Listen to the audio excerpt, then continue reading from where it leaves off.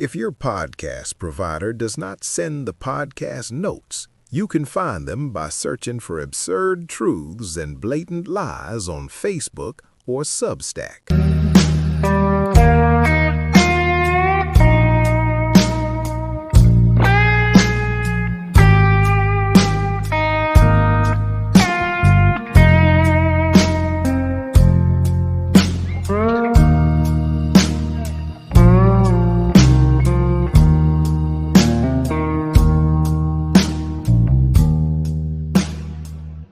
This is S.M. Beaumont. Our dear Mrs. Beaumont is currently in the parlor gargling with something medicinal and preparing for a tale of some significance. She's also recently rediscovered her common-law husband. Turns out the man hadn't wandered off into the pines after all. He'd simply sampled a bit too much of the missus's high-proof refinement and spent the weekend hibernating under the Davenport.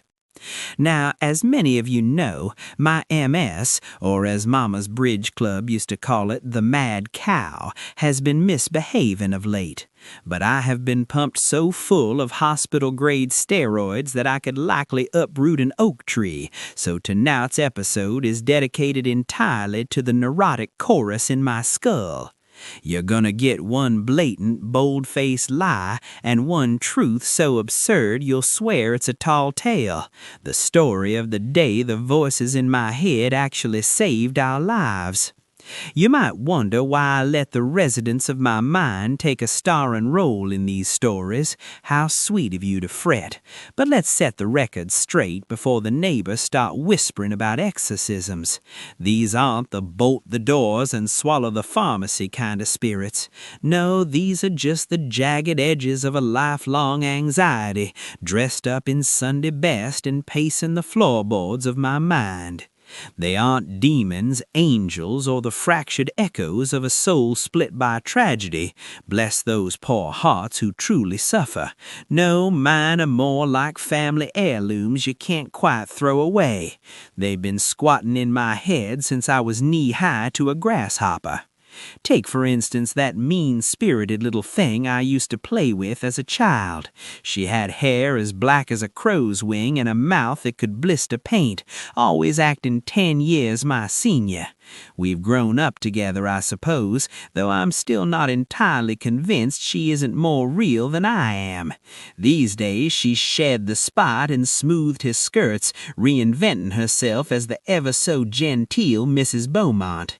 So I give them the lead roles. It's only polite, and frankly they're a hell of a lot more interesting than the person currently occupying this skin. Besides, it's best they stay busy on the page. It keeps them from rearranging the furniture while I'm trying to sleep.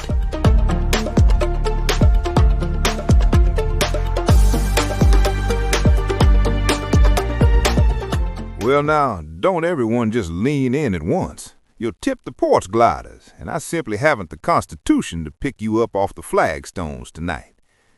Honestly, the things I am drafted to do for the sake of narrative continuity. Our dear, darling Mrs. Beaumont, currently indisposed and floating on a medicinal cloud that would make a Victorian ghost weep with envy, has insisted, with that terrifying drug-addled steel in her voice, that I be the one to lay out the silver for this particular feast of misery. It is a story of a wedding and a subsequent, rather loud unraveling.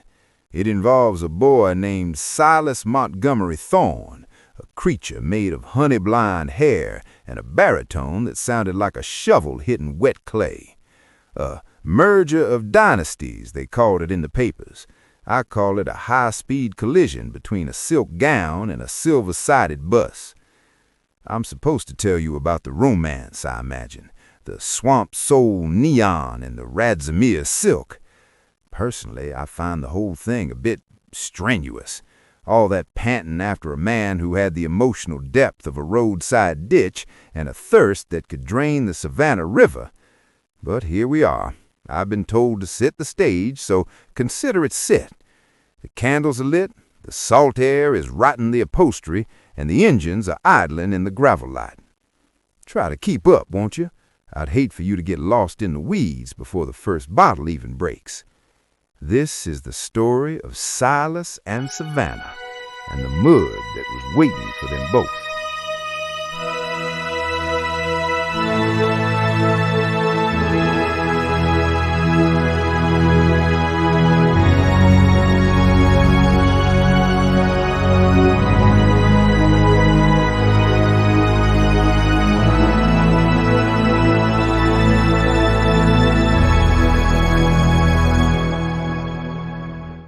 They tell it one way in the papers, and they tell it another way in the parlors along the Battery. But I will tell you how it was, for I was the center of the ring. A circle has no beginning and no end, only the track where the feet wear down the grass. My grandmother's blood knew that, and Silas's blood knew it, though he tried to drown it in brown glass. They look at the old fan magazines now, those glossy pages where the ink has turned yellow and smells of cedar chests, and they see a god made of paper. But I remember the flesh before the rot set in, before the neon ate his eyes and left only the sockets. He was born in Beaufort, right there where the sea tries to swallow the town every few decades, on a fiery 12th day of April in 1960, when the earth was stretching itself awake under the sign of the ram. Silas Montgomery Thorne. He was 6 feet of bone and wire, narrow-hipped and weighing no more than a starved hound at 155 pounds, but he carried a voice that didn't belong to a boy that thin. He was a creature of the sun and the ditch. His hair was that sun-kissed honey blonde, feathered back with a precision that looked natural but cost a fortune in Colombia, and his eyes, those haunting hazel eyes, were like the water of the Sound.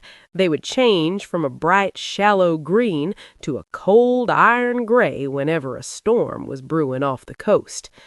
In those days, before the red eye of the camera became our absolute master, he spent his hours among the ruins. He would take his camera out to the old places where the brick was crumbling and the ivy was choking out the light, seeking the dark, moody poetry of things that had already died.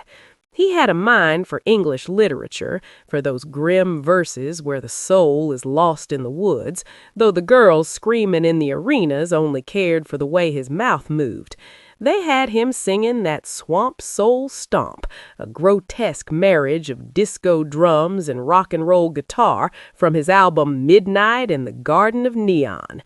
It was the anthem of the summer, a frantic, electric thing that made the children dance like they were possessed, while the old people on their porches just shook their heads.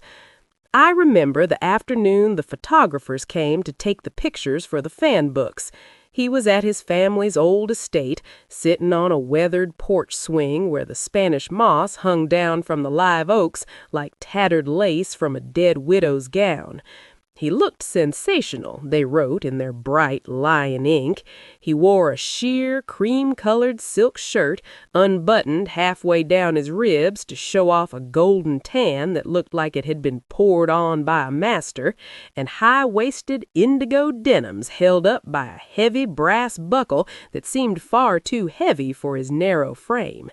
There he sat, strumming a guitar and answering stacks of fan mail from lonely girls in Ohio who thought they knew him, while his grandma cooked him up a mess of shrimp and grits in the kitchen, making 'em extra spicy with the cayenne so that the sweat stood out on his upper lip like little diamonds.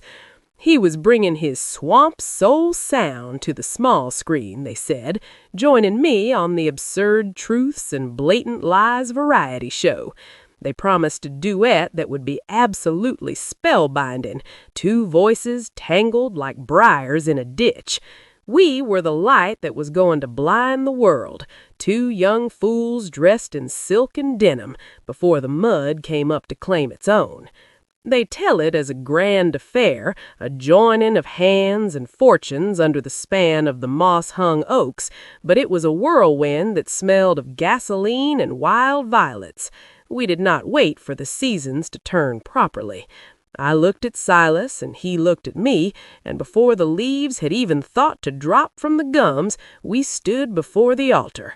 We were young, and we thought the fire in our blood could burn up the world without leaving any ash.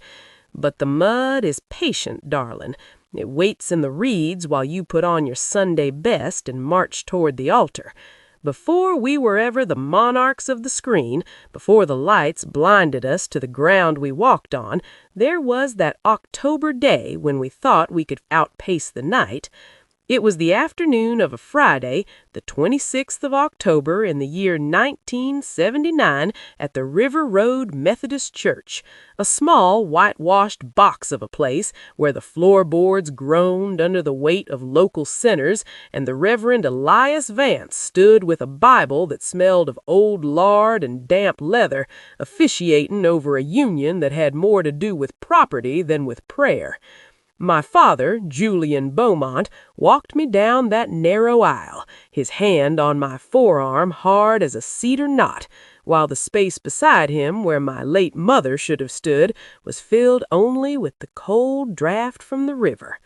For the occasion, I chose a gown of ivory silk and chiffon that trailed behind me like the pale belly of a copperhead in the brush, looking for all the world like a fragile creature of the parlor when I was already as hard as a brick. In keeping with a long-standing law of my blood, a Beaumont family tradition that goes back to when the Indians still owned the red clay, I retained my maiden name. A woman does not give away her father's land or her own identity to a boy simply because he can sing a low note that makes the window panes rattle. Silas stood there looking like a wild hawk trapped in a dark wool suit, the son of the late Mr. and Mrs. Alistair Thorne, who had already gone to the salt dirt of Beaufort. He was an orphan of the coast, bringing nothing to the altar but that gold in his throat and the shadow in his hazel eyes that promised a storm. But to understand the reception that followed at Beaumont Hall, you have to understand the two grand performances of my life and how the machinery of this town is built on the bones of its women. 3 years before I married Silas, in 1976, I had my debut. Charleston has 3 ways of looking at its daughters. There's the St. Cecilia Society, ancient and strictly patrilineal, where the men guard the gates and the silence is as thick as grease on an iron skillet. There is the Cotillion Club, which handles the public machinery and the wide sweeping bows of every girl with a traceable name. And then there is the Matrons of Carolina Gold. Aunt Barbara Lee, that former flower child who had returned to restore Beaumont Hall and shove our ancient reality down the city's throat, ignored the men entirely and chose the Matrons of Carolina Gold. She knew that power in Charleston didn't reside in the bank ledgers or the hunt clubs, but in the iron-willed matriarchs who governed the parlors and decided who was fit to be seen. The Matrons of Carolina Gold is a closed fortress of women, and at my debut ball at Hibernian Hall, I was a weapon in a white radzimere silk dress, offering them flawless deportment and a gaze as cold as river slate. I stood in a receiving line that smelled of crushed verbena and old debts, making my bow to a crowd that looked at me with a desperate, fearful politeness.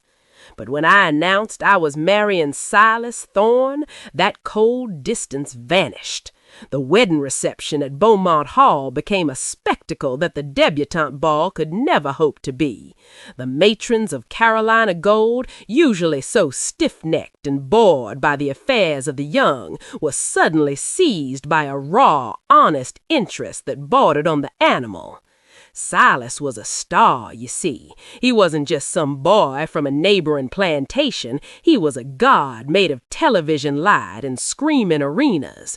Those old biddies who usually treated the outside world like a vulgar rumor were practically salivating at the prospect of a bona fide celebrity marrying into their exclusive circle. They wanted to breathe the same air as the boy who sang the Spanish Moss Stomp. Aunt Barbara Lee played them like a fiddle, partially out of that ancient lingering obligation because our ancestors had pulled theirs from the burning rubble of the 1886 earthquake, and partially out of a star-struck greed to be close to Silas's neon glow. The women of the matrons of Carolina Gold actually rolled up their silk sleeves. They descended upon Beaumont Hall to help Aunt Barbara Lee organize a reception that rivaled and perhaps exceeded their own sacred winter functions. They arranged the smilax and dictated the placement of the silver, driven by a frantic desire to make our day the peak of the social calendar. And so we had the reception on the grounds of the family estate at Beaumont Hall, where we were to reside and where I intended to reign. It was a masterpiece of social theater, choreographed by the very women who usually looked at the Beaumonts through narrowed eyes. The ham was salty as a grudge, and the punch was spacked with corn whiskey that made the old uncles cackle like crows in a dead pine. The yard was full of people who had never set foot on the river road, rubbing shoulders with the old planter families, while Silas stood like a caged panther under the oak boughs, smiling that paper guard smile for the cameras, while the matriarchs hovered nearby like moths to a gas flame. But we didn't stay to watch the sun go down over the creek. We departed later that evening for a honeymoon in New Orleans, chasing the darkness down the highway in a frenzy that we called love, but was actually just the first twitch of a trap snapping shut. It was in that city of iron lace and sweet sugary rot that the earliest cracks in the plaster began to show. New Orleans does not hide its bones. It wears them on the outside like a corset. We stayed in a room where the wallpaper was peeling away in long gray strips like dead skin, revealing the red brick beneath. I thought I had married a god of the stage, but I found I had chained myself to a man with a hole in his soul that no amount of devotion could ever hope to fill. On the third night, while the horns were mourning in the street below like lost cows, Silas slipped out into the dark. I found him 3 hours later in a cellar that smelled of sour mash and stale sawdust, his beautiful honey-blonde hair falling over his face like a curtain. He wasn't looking at the dancers or the musicians. He was just staring into the bottom of a gin glass with a look of such absolute desolate hunger that it made my stomach turn over. He looked up at me when I stepped into the light, and his eyes weren't hazel or gray anymore. They were as yellow as a fox's in the broom straw. "I cannot breathe in that hotel room, Savannah," he told me, his voice rattling like dry corn shucks in a December wind. "The ceiling is too low, and the walls have ears that listen to the blood in my head." I took him by the sleeve of his fine coat and led him back through the dark, winding streets, past the mules sleeping in their traces and the piles of rotten lettuce on the stones. I knew then, as the river rolled by us black and thick as oil, that I had not bought a husband, I had bought a ruin, and it would take all the wire and starch in my body to keep the roof from falling in on both of us. Dust motes dancing in the lamplight. Another glass I filled up all alone tonight. This whiskey echoes in this empty room. Thoughts of you are all that bloom.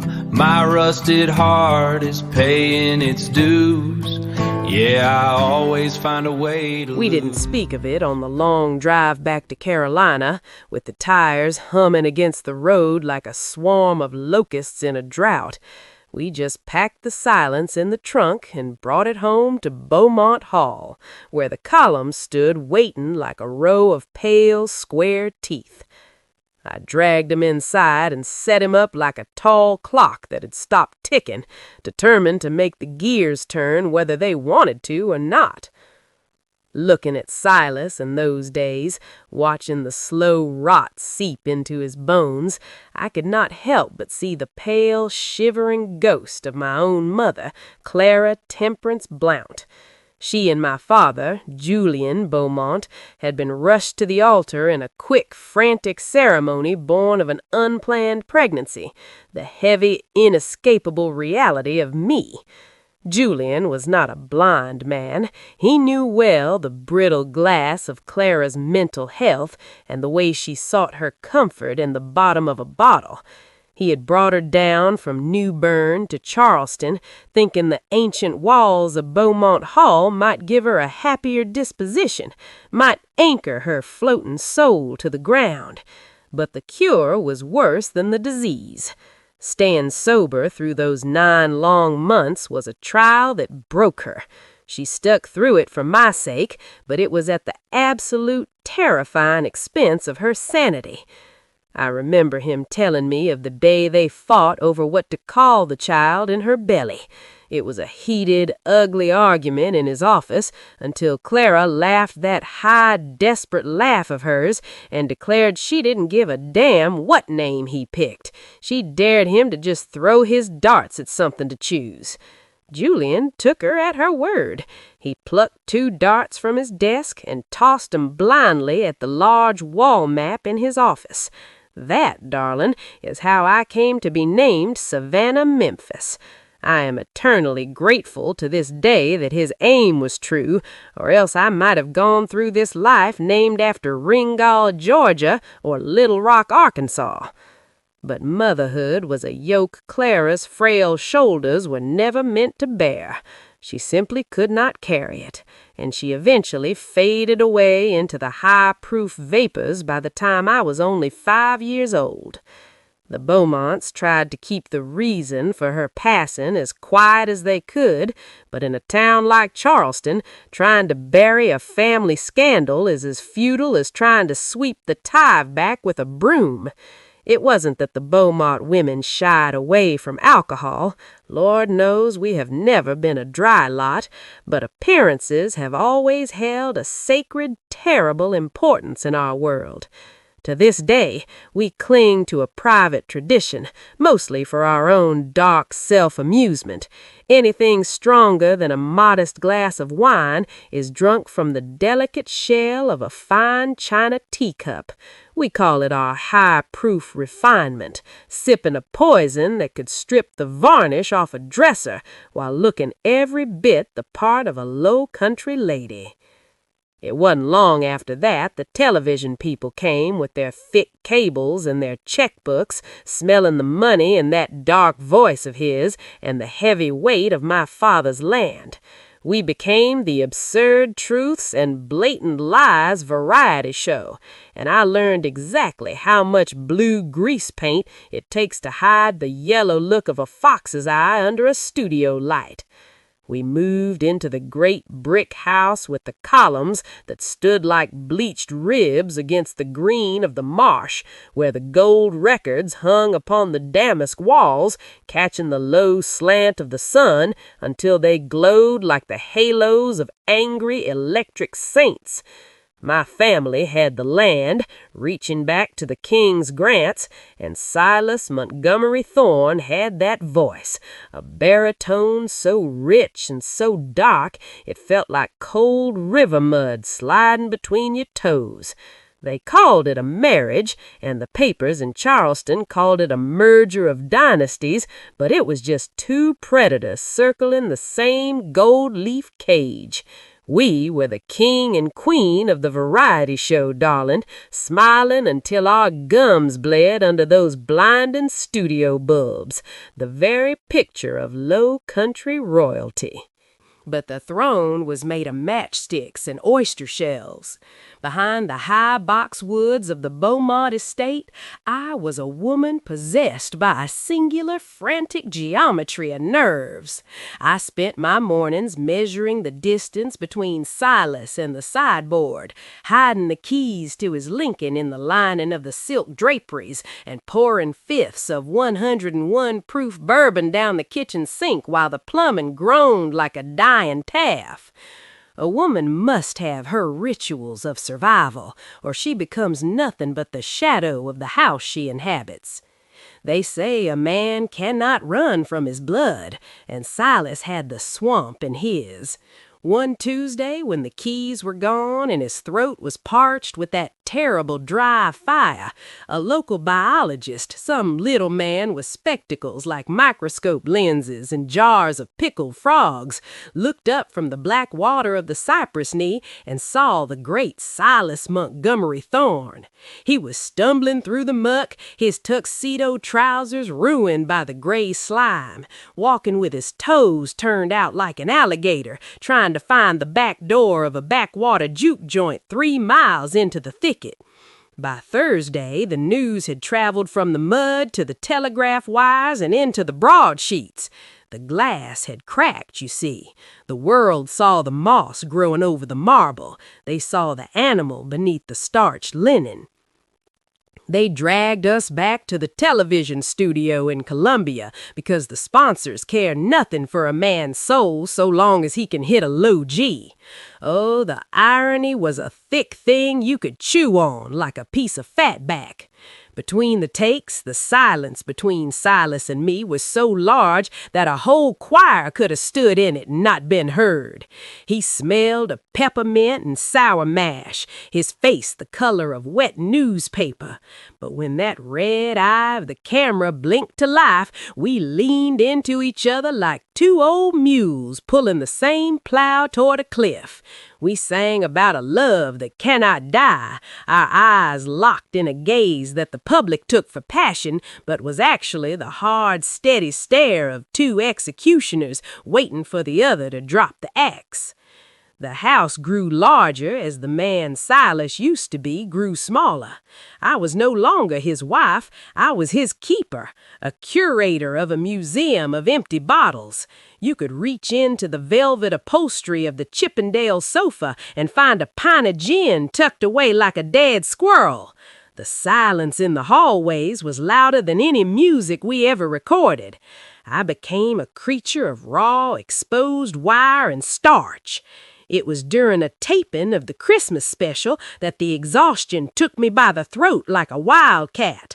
I laughed, a high, thin sound like a hawk makes over a barren field, and told the cameras that our young son, Jonathan Daniel, wasn't quite right in the head because his daddy had spent the 9 months of my confinement drinking for 2.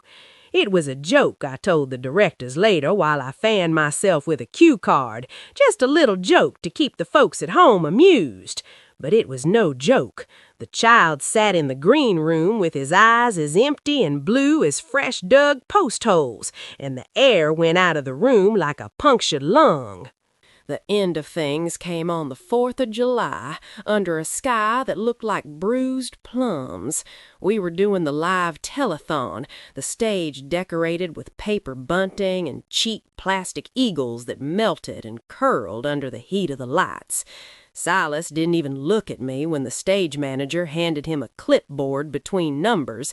He just scrawled his name and had a deputy sheriff in a short-sleeved shirt walk those divorce papers across the stage to me while the orchestra was playing the Battle Hymn of the Republic. I didn't faint. A Beaumont does not faint on live television. We merely harden into quartz. I looked at Silas, and he gave me that terrible, cold glare of a wild beast that had finally chewed off its own foot to break its tether. I walked over to the band leader, tapped my rhinestone heel, and told him to change the book. I didn't sing the sweet ballad we had rehearsed. No, I stood right there in the center of that chalk circle, and I sang, "I Will Survive," followed by that strange, jagged song of Grace Slick's about the dreams that carry you away to where you are nothing but a bone in the ditch. I sang until the veins in my neck stood out like cords of wood, and Silas just stood in the wings, his mouth open like a landed catfish gasping for breath. When the red light finally died, we did not speak. There were no dramatic speeches under the Spanish moss. We simply walked out to the gravel lot where the grease and oil rose from the stones in waves. Silas climbed into his big silver-sided tour bus, and I walked over to my own vehicle, a pink antique hearse I had bought from a bankrupt mortuary in Beaufort just to spite him. The bus coughed a great cloud of black smoke, and my hearse rattled in its iron bones. We sat there for a long moment, the two engines idling in different directions, chewing up the silence of the evening. They will tell you he left me, or they will tell you I drove him to the mud, but they don't know the geometry of a trap when they see one. They see the smoke, and they think they know where the fire was. The glossy fan books of our youth didn't survive the decades. They curdled into the supermarket tabloids, full of grainy ink and quotes from mysterious insiders, spilling secrets that were so far from any truth they wouldn't know it if it bit them. The world became absolutely obsessed with the wreckage. They watched the revolving door of my life, holding their breath with each new husband that I dragged up to the altar. Would they sing? Would they last?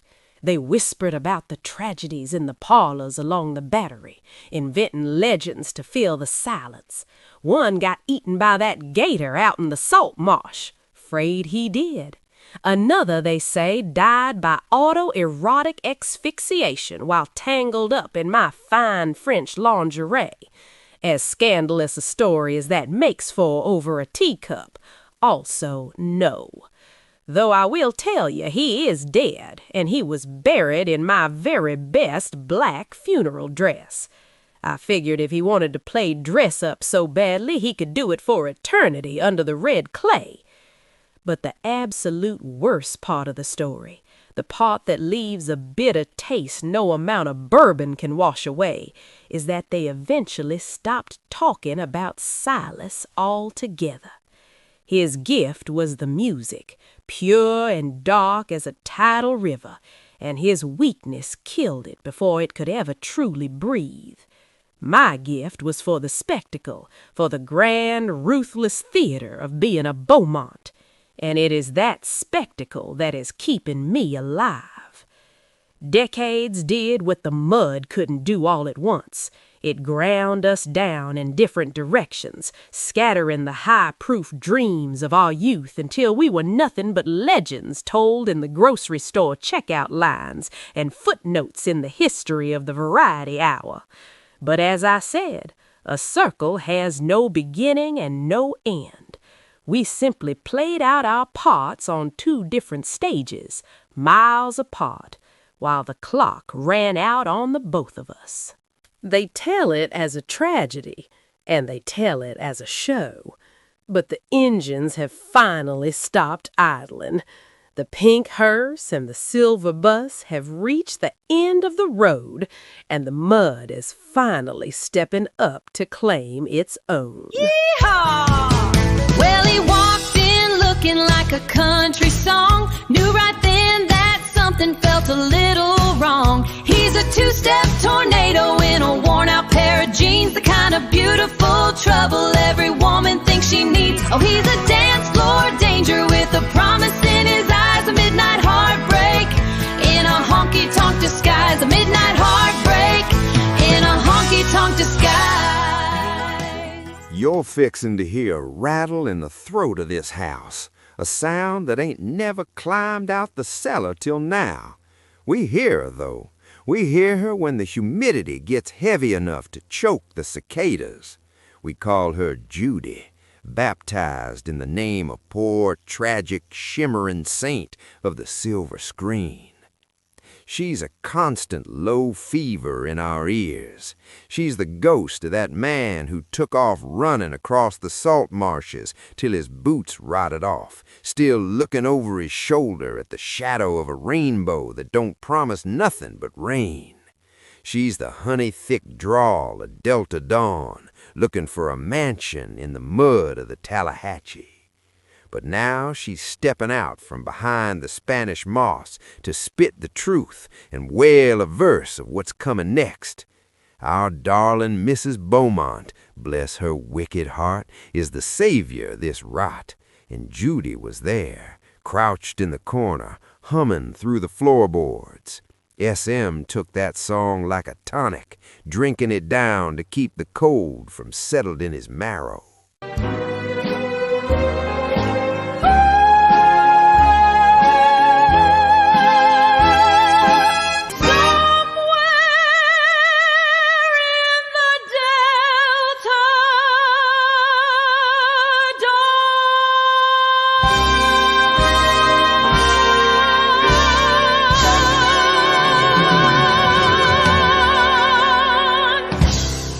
The parlor of the mind was usually a crowded, noisy affair.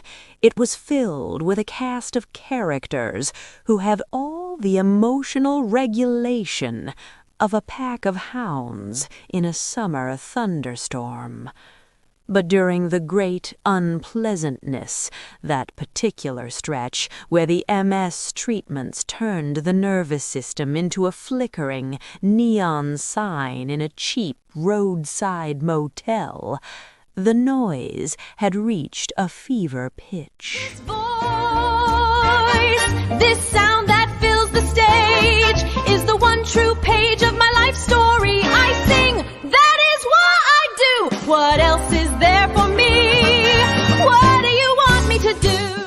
Our dear Mrs. Beaumont stepped into the center of the foyer.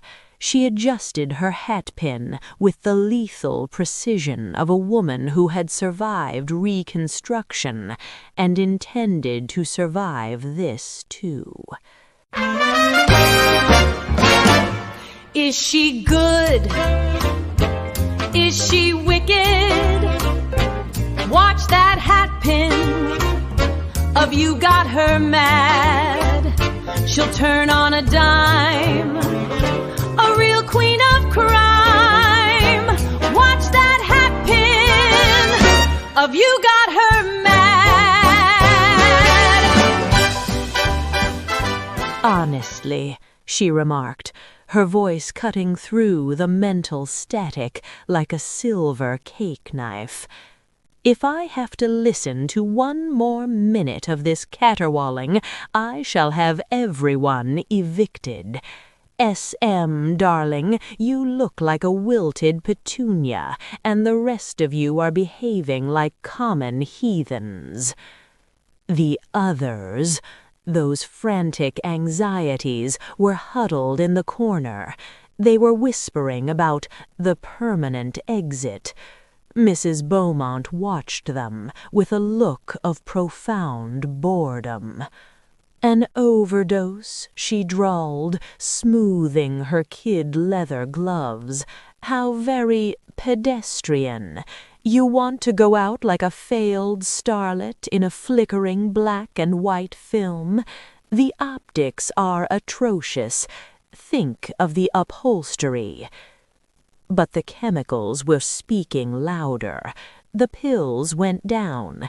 SM hit the floor, and the room began to tilt at a grotesque Southern Gothic angle. Then the nausea hit. "Oh, for heaven's sake," Mrs. Beaumont snapped, stepping over the puddle of unconsciousness. She peered down with a sharp, clinical squint. "Look at you, dry heaving on the floorboards. It is utterly unseemly." Glang, clank, clunk. They really messed up, and it is my job to sing. Gling, cling.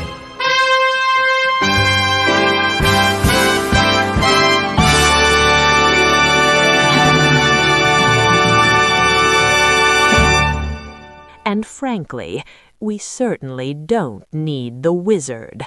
I am quite capable of managing this little production without a man in a lab coat telling me how to breathe.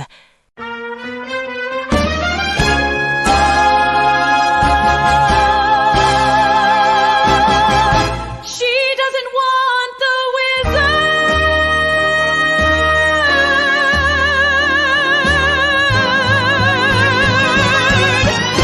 What the hell do I do?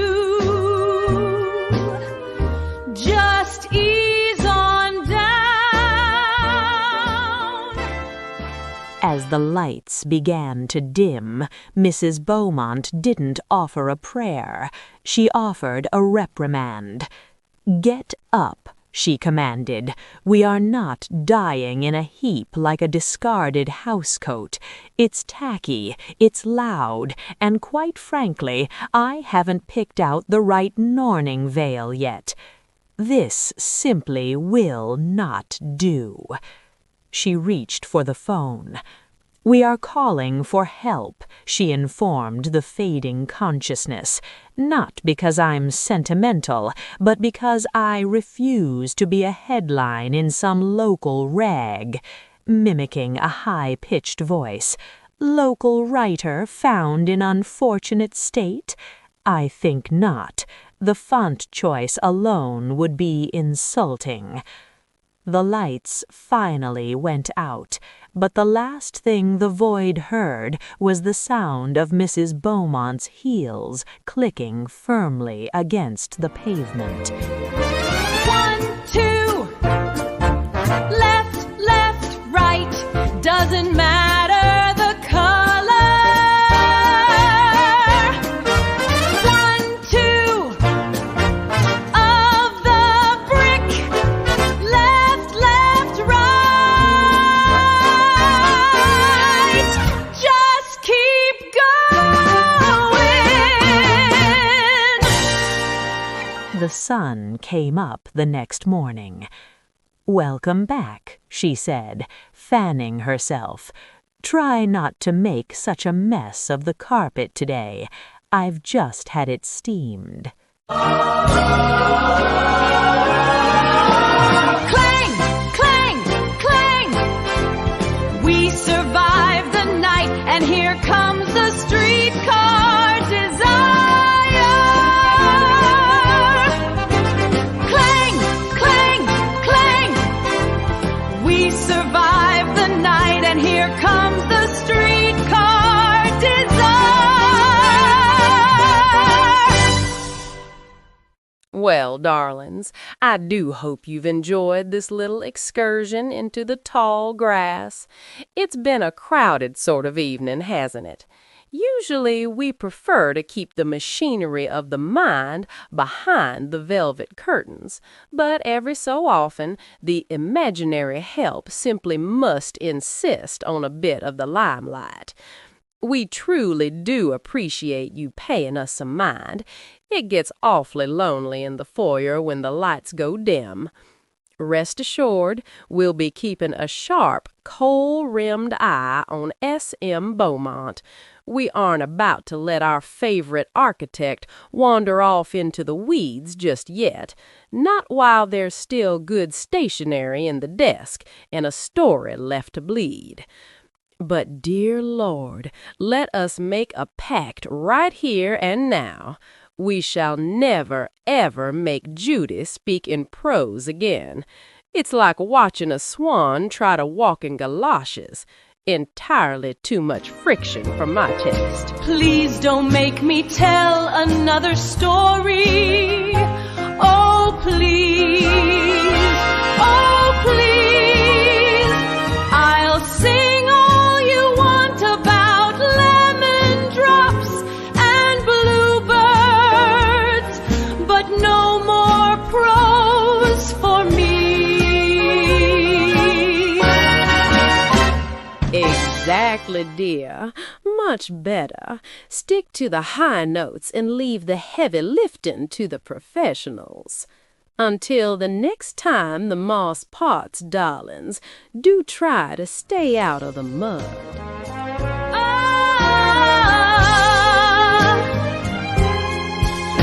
This voice,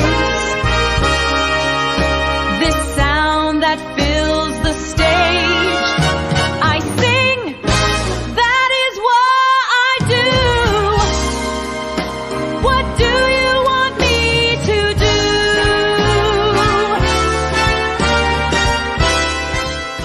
Hush, dear. That is what I want you to do. Just because you sing, you don't get the last word.